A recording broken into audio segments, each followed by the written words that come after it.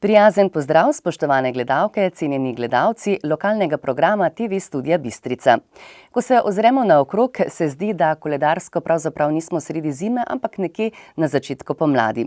Za razliko od naših severnih sosedov, ki jim jo je zima pošteno zagodla, nažalost tudi s tragičnimi posledicami. Seveda pa zime še zdaleč ni konec. Tudi sredi maja je že znala presenetiti. Vreme je pač sila muhasta stvar. Kakorkoli že, pa poglejmo, kaj je tokrat s pomočjo kamere zabeležilo naše lokalno televizijsko oko. Ob 16. obletnici smrti doktorja Jožeta Pučnika. Pogovor z Romanom Stegnetom, direktorjem podjetja KTMI. Potopisno predavanje Mateja Koširja o Tibetu.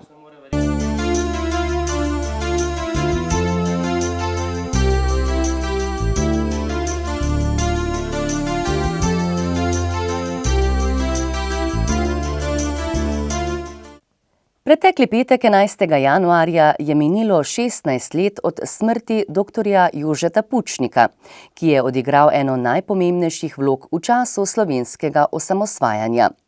Jugoslavija ni več. Gre za Slovenijo. Za Slovenijo pa gre za to, da so danes slovenska politika dobila ukaz slovenskih volivcev. Kot predsednik demokratične opozicije Slovenije, ki je leta 1990 zmagala na volitvah, si je aktivno prizadeval za izpeljavo vseh potrebnih korakov, ki so na koncu pripeljali do osamosvojitve leta 1991. Na dan obletnice Pučnikove smrti sta na njegov grob na pokopališču na Črešnjevcu pri Slovenski Bistrici položili cvetje delegacija stranke SDS, ki jo je vodil evropski poslanec dr. Milan Zver in delegacija občine Slovenska Bistrica z županom dr. Ivanom Žagarjem. Slovenjebistriško podjetje Aluminium KTMI je leto 2018 zaključilo s pozitivnim poslovnim rezultatom, boljšim kot leto poprej. Tudi sicer novo lastništvo podjetja zelo pozitivno vpliva na razvoj podjetja. Več je v pogovoru za Studio Bistrica povedal Roman Stegne, direktor podjetja Aluminium KTMI. Z novim letom ste že v podjetju nekoliko povišali plače, novo povišanje je tudi predvideno za sredi leta. Kako je pravzaprav prišlo do dogovora za to povišanje plač in za kakšno povečanje gre? Pravzaprav mi sledimo naši strategiji razvoja, ki vključuje tudi konstantno povišanje plač. Mi hočemo priti do nivoja, da bomo boljši plačani v povprečju v regiji ali pa vsaj v bližnji okolici. S sindikatom in z zaposlenimi smo se dogovorili za prvo povišanje za en plačilni razred takoj z januarjem, to je za približno 4 do 5%. Drugo povišanje pa sledi za 6 točk v mesecu juliju, to pa spet pomeni povprečno 2,5%, ampak odvisno od plačilnega razreda od 2 do 5%. Kakšna je trenutno povprečna bruto plača v podjetju? Približno 1380 evrov bruto. Kljub temu, da je bila lani prodaja nekoliko manjša, kot ste načrtovali, pa ste poslovali pozitivno. Kakšni so torej poslovni rezultati za leto 2018? Ja, ne glede na, da smo končali leto nekoliko pod plani, smo z njim zadovoljni, ker smo boljši kot leto poprej. Končali bomo na približno 30 milijonih evrov prodaje, 2,5 milijona evrov EBITDA in pa malo več kot milijon evrov čistega dobička. Čemu ste torej posvetili največ pozornosti v preteklem letu? Kot vedno, mi vedno delamo na produktivnosti in izboljševanju našega poslovanja, na optimizaciji stroškov. Predvsem pa tudi smo začeli intenzivno na delo, na boljši organizaciji dela, na avtomatizaciji, na robotizaciji, na izboljševanju priprav, naprav, seveda pa tudi uvajanje novih proizvodnih programov, pa tudi novih tehnologij. Omenili ste izboljšanje organizacije. Od leta 2016 ste pod okriljem skupine KETI. Bi lahko sedaj že rekli, da je novo lastništvo dobro vplivalo na razvoj podjetja? Ja, moram priznati, da smo imeli tudi kanček sreče, ne z izborom, ampak z lastništvom, ki smo ga dobili, ker je vseeno prišel lastnik, ki je v branži in ve, kako se stvari streže. podpirajo našo delovanje, našo strategijo in podpirajo tudi naprej. Podpira naša vlaganja, vsako leto vložimo približno 2,5 milijona evrov v nove stroje, v novo opremo, tudi infrastrukturo. Tako da vse, kaj je bilo do zdaj dogovorjeno z lastnikom, vse je bilo uresničeno in absolutno podpira vodstvo in tudi vse zaposlene. Kaj se je konkretno spremenilo pri sami organizaciji dela, tudi pri vodenju podjetja? Ja, tako korenitih sprememb ni, so pa velikanske izboljšave v pristopu do organizacije, ne. Izboljševali so se odnosi in tudi odgovornost vseh zaposlenih, odgovornost vodi do izvajanja svojega dela. Veliko je tudi pripomoglo uvajanju enega projekta, Kaizen mu mi rečemo, in uvajanju enih metod, ki jih sicer druga podjetja, uspešna podjetja že dolgo poznajo, 5S, Kaizen sem že omenil, to pa pomeni uvajanje reda in čistoče in pravil na vseh področjih in to v bistvu privede samo po sebi do izboljševanja produktivnosti in tudi boljših rezultatov posledično. Kako pa novi lastnik sodeluje z lokalnim okoljem? Ja, to bi moglo vprašati lokalno okolje, ampak glede na to, da je bil na zadnji prireditvi, ko je nogometni klub praznoval 60. obletnico kot prisoten gost in da po njegovih izjavah mu je bilo izredno všeč in je bil zelo zadovoljen, da tudi mi podpiramo lokalno okolje, šport, kulturo in vzgojo mladih, tako da zraven tega, da se aktivno vključuje, tudi podpira našo dejavnost. Rekli ste, da veliko pozornosti namenjate novim tehnološkim rešitvam. Bo tako tudi v prihodnje? Kakšni so načrti za naprej? Ja, mi načrtujemo rast tudi v prihodnje, predvsem pa bomo večjo pozornost posvečali, če bomo hoteli uresničiti našo strategijo, se pravi, da bomo povečali našo bruto dodano vrednost zaposlenega, da bomo lahko izplačevali večje plače, da bomo boljše plačani v regiji. Moramo slediti strategiji, ki pa podpira po drugi strani večjo avtomatizacijo, večjo robotizacijo, uvajanje programov z višjo dodano vrednostjo, po drugi strani ukinjanje programov, ki imajo nižjo dodano vrednostjo, to se že tudi dogaja, ukinjamo pravkar eden prej pomemben program z IKEO, ker je pač premalo donosen, tako da v to smer gre, programi z višjo dodano vrednostjo, podprto z bolj strokovnim kadrom in pa z višjo produktivnostjo na račun vsega, kar sem naštel. Kaj to pomeni za število zaposlenih? Ja, nas je trenutno 425, jaz mislim, da optimalna številka je okoli 400. Prišlo bo do rahlega odpuščanja tudi, po drugi strani bomo pa zaposlovali kader z višjim tehnološkim znanjem prihodnosti. Knjižnica Josipa Vošnjaka Slovenska Bistrica je v ponedeljek 14. januarja v prostorih knjižnice pripravila potopisno predavanje Mateja Koširja o Tibetu. Potovanje z vlakom po najvišje ležeči železniški progi na svetu od Pekinga do Lhase in nato nadaljevanje poti po čudoviti tibetanski planoti pod najvišjo goro sveta, Mount Everest, je zagotovo skrita želja vsakega pravega popotnika. Matej Košir je potoval z vlakom od Pekinga do Lhase in še naprej z manjšim avtobusom po strehi sveta med nomade in jake ter številne budistične samostane, v samo osrčje veličastnega Tibeta, vse do baznega tabora pod Everestom, kjer se odprejo čudoviti pogledi na 8000 in neskončna prostranstva Himalaje. Zdaj, Tibet je izolirana država, oziroma pokrajina. Če želite iti v Tibet, lahko greste samo z turistično agencijo, lokalno turistično agencijo, drugače noter ne boste prišli. Kitajska se nahaja v vzhodni Aziji, samo nekaj besed na hitro, 9,5 milijonov kvadratnih kilometrov velika država, tretja, četrta po svetu, po velikosti, odvisno od virov. Zagotovo največja država po številu prebivalstva, 1,4 milijarde ljudi.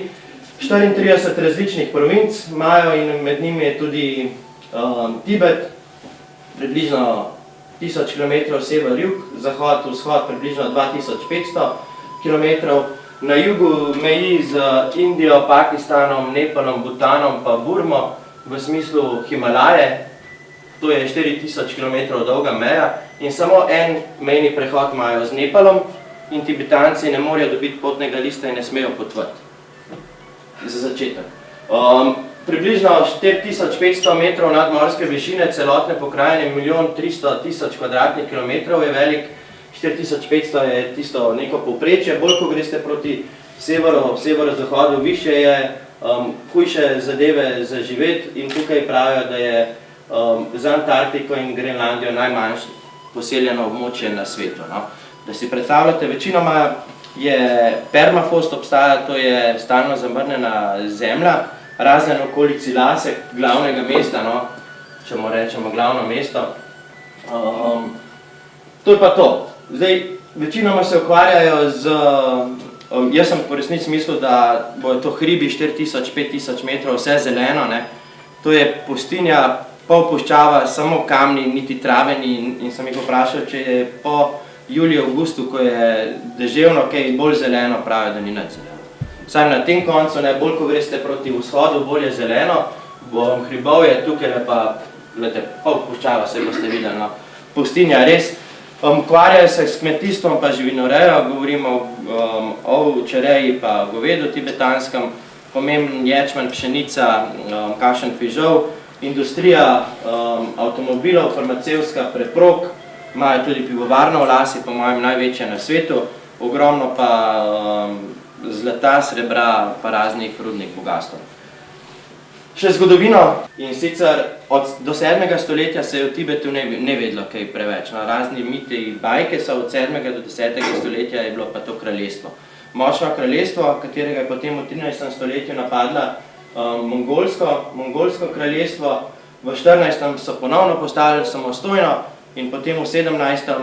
ponovno Mongolci pridejo, skratka vojne med sabo, če na hitro povem, in v 17. potem na pomoč pride Kitajska in oni jih sprejmejo odprtih rok, super, rešili ste nas, potem niso bili več tako zadovoljni z njimi, do leta 1911 jih je pa Kitajska pridružila kot protektorat oziroma nekakšna kolonija. Potem pa v 20. stoletju pa pridejo v začetku, pridejo Britanci iz Indije gor in si Tibet za 2 leti oni prisvojijo in to je naša kolonija. Potem se pa čez 4 leta najde še Rusija, ne vem točno zakaj, ampak z Rusijo in Velika Britanija podpisajo s Kitajsko pogodbo, češ od zdaj naprej pa Tibet spet vaš. Ne vem zakaj je Rusija tukaj, to se bi mogel še malo poglobiti, ampak vseeno leta 1911 revolucija na Kitajskem in to Mongolci in Tibetanci izkoristijo, da naredijo svojo državo izven meja Kitajske. Potem pa pomemben podatek 1927 do 36 državljanska vojna na Kitajskem med komunisti in nacionalisti. Komunisti imajo Zedong, med vojno so sodelovali drugo svetovno in potem so se ponovno leta 1946 do 1949 je bila torej vojna, ko so se nacionalisti odmaknili na Tajvan, Mao Zedong je pa v Pekingu 1. oktobra 1949 ustanovil Ljudsko republiko Kitajsko. Čeprav je Tajvan pod Kitajsko, oni mislijo, da so svoji, ampak takoj, ko bojo želeli iti na svoje, mislim, da jih bojo Kitajci pojedali z orožjem in z vsem. No? In potem oni leta 1950 pridejo Kitajci v Tibet, Dalaj Lama prevzeme 51. oblast, posvetno in duhovno, in leta 1959 invazija Kitajcev, kulturna revolucija Mao Zedonga, uničeni samostani, kulturne svobode, ni bilo svobode, religije, ogromno ljudi umrli, milijon pravijo, da je Tibetancev umrlih v naslednjih letih. No. Potem je pa v 80-ih letih Mao Zedong je umrl, v 80-ih letih je pa sledila liberalizacija in takrat so se pa oni spomnili, da bi pa malo samostanov obnovili, zdaj pa turizem v porastu in tistih 50 samostanov, ki jih je ostalo od 30 let nazaj, ko jih je bilo okoli 6000, če si predstavljate.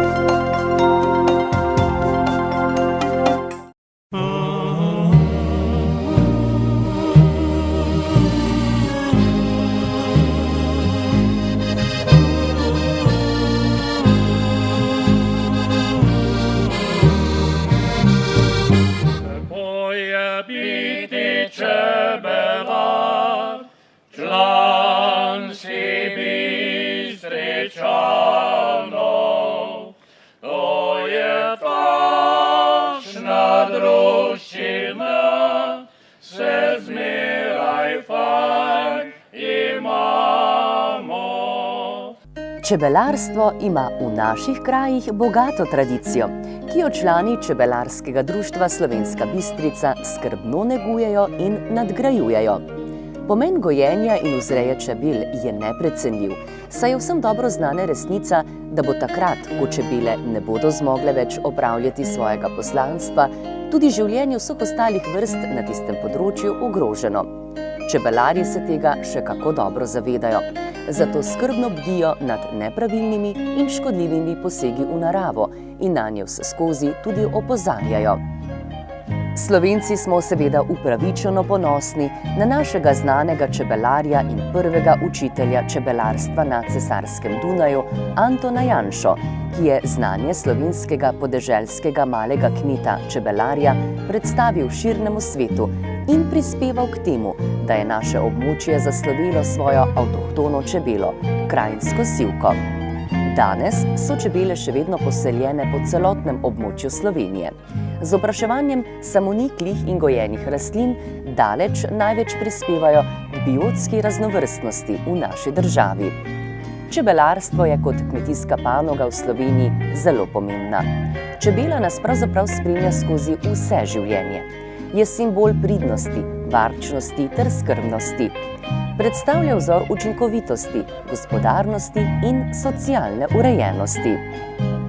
Čebelarsko društvo Slovenska Bistrica se lahko ponaša z dolgoletno tradicijo, saj je skupina naprednih čebelarjev že davnega leta 1924 na ustanovnem zboru na Črešnjevcu postavila temelje za njegovo delovanje.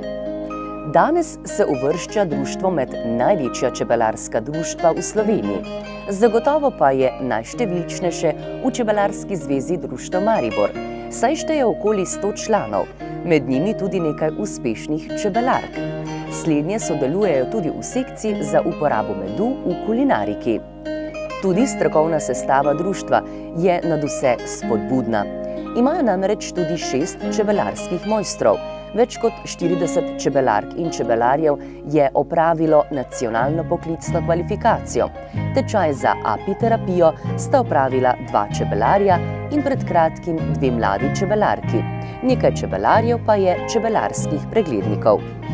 V društvu vzorno skrbijo tudi za svoj podmladek, saj se zavedajo, da je društvo brez mladine kot drevo brez korenine. V društvu delujejo tudi 3 krožki, katerih člani so Slovenijo v letih 2011, 2012 in 2013 uspešno zastopali na mednarodnih tekmovanjih mladih čebelarjev. Z društvom aktivno sodeluje tudi likovna sekcija, ki ustvarja likovne izdelke s čebelarskimi motivi. Pomembno prelomnico v delovanju Čebelarskega društva Slovenska Bistrica predstavlja leto 2012, ko so pridobili gradbeno dovoljenje za izgradnjo lastnih prostorov oziroma čebelarskega centra na Zgornji Bistrici nad vodohramom Črnec. V letu 2015 so porušili temelje starega objekta in odstranili 3 zabojnike ter pričeli z izgradnjo centra. Novo zgrajeni objekt ima skupaj približno 300 kvadratnih metrov površine in sodi v sklop izobraževalno-vzrejno-promocijskega centra čebelarstva Krajinske sivke v Slovenski Bistrici. V pritličju je večja dvorana s 60 sedeži in za vso potrebno opremo za video in audio promocijo ter predstavitve. Tu je tudi priročna čajna kuhinja, trgovina s čebeljimi proizvodi in z različnimi spominki, predvsem z področja čebelarstva in WC z zunanjim dostopom. V zgornji etaži so manjša sejna soba, knjižnica in muzejski prostor. Skupna vrednost naložbe v čebelarski center se ocenjuje na okoli 200 tisoč evrov.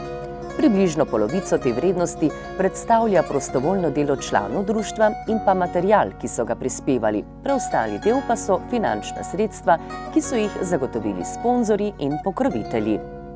Levji delež je prispevala lokalna skupnost, za kar so bistriški čebelari še posebno hvaležni občini Slovenska Bistrica in županu dr. Ivanu Žagarju. V sklopu izobraževalno-vzrejno-promocijskega centra čebelarstva Krajinske sivke v Slovenski Bistrici deluje tudi vzrejna postaja z več kot 20 panji oziroma s čebeljimi družinami in spanjiči prašilčki, ki so nameščeni v gozdu. Posamezno čebeljo družino sestavljajo matica kraljica, čebele delavke in troti. Vzrejna postaja v okviru čebelarskega društva deluje od leta 2009 in je bila uradno registrirana tako leta 2011 kot tudi leta 2012, kakor tudi v vseh letih od leta 2015 dalje, in sicer pri Ministrstvu za kmetijstvo Republike Slovenije. Nadzor nad delovanjem vzrejne postaje pa upravlja Nacionalni veterinarski institut Republike Slovenije. Ob čebelarskem centru in vzrejni postaji so bistriški čebelarji ponosni tudi na čebelarsko pot medovitih rastlin, ki so jo uredili na širšem območju centra. Čebelarsko učno pot medovitih rastlin sestavlja več kot 1200 medovitih rastlin, 120 različnih, 19 poučnih panojev z informacijami z področja čebelarstva, eden največjih skalnikov v Sloveniji ter greda z motivom čebele. Urejena pot je dolga 260 metrov. Ob njej so tudi klopi za vmesne postanke in občudovanje neokrnjene narave. Še posebej veseli pa so bistriški čebelarji pisma o nameri, ki so ga podpisali z bistriškimi zavodi za predšolsko in šolsko vzgojo. Učni čebelarski center bo tako ob obojestranskem sodelovanju izpolnil nadvse prijetno in koristno poslanstvo, in sicer informiranje ter osveščanje o izjemnem pomenu čebel ter čebelarjenju in čebelarstvu nasploh. Torej, prijazno vabljeni v čebelarski center na Zgornjo Bistrico. Bistriški čebelarji vam zagotavljajo, da boste od njih odšli z nadvse prijetnimi občutki, saj je pri njih dobrodošel vsak, ki nosi sproščenega duha in dobro voljo. Naj medi! Čebelarji bistriški, srčno vsi želimo, da na Zgornji Bistrici si novi dom zgradimo, da na Zgornji Bistrici si novi dom zgradimo.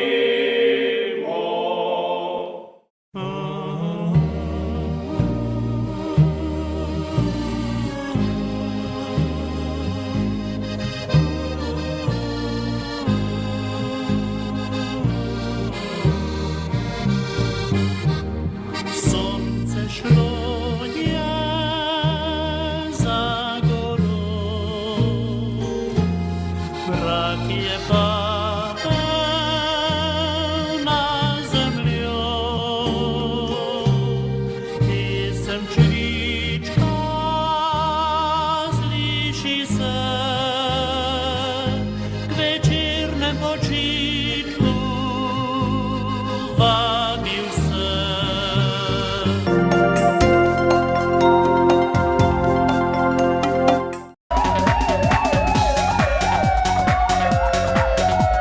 Policisti in policijske postaje Slovenska Bistrica so ta teden zabeležili naslednje dogodke in pojave. Obravnavali so 14 kaznivih dejanj, od tega 2 kaznivi dejanji velike tatvine, 5 tatvin, kaznivo dejanje goljufije, 3 poškodovanja tuje stvari in 3 druga kazniva dejanja. Zgornja Polskava. S parkirišča na počivališču avtoceste je neznani storilec odtujil lahki priklopnik in lastnika oškodoval za 600 evrov. Planina nad Šumikom. Neznani storilec je vlomil v objekt javnega zavoda in iz notranjosti odtujil več suhomesnatih izdelkov in motorno žago znamke Husqvarna. Z dejanjem je bil javni zavod oškodovan za 850 evrov.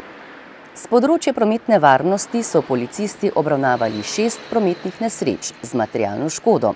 V 2 primerih so odstopili od ogleda kraja prometne nesreče in udeležencu izdali pisno obvestilo. V 5 primerih pa so prometno nesrečo zaključili z uradnim zaznamkom. Zaradi nesreče so 5 povzročiteljem izdali plačilni nalog. Zaradi kršitev javnega reda in miru so policisti opravili 10 intervencij, in sicer 5 intervencij v zasebnih prostorih in 5 intervencij na javnem kraju. V 5 primerih so kršiteljem izdali plačilni nalog. V 5 primerih pa so intervencijo zaključili z uradnim zaznamkom. Ob tem so v gozdu obravnavali še traktorsko nesrečo z lažjo poškodbo voznika. Policisti Policijske postaje Slovenska Bistrica bodo v času do 27. januarja izvajali poostrene aktivnosti v zvezi z uporabo mobitelnih telefonov za volanom.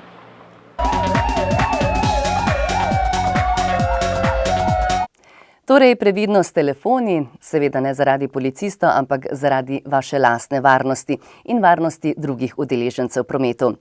Toliko v tokratni redni tedenski informativni oddaji Bistriški tednik lokalnega programa TV Studia Bistrica. Srečno!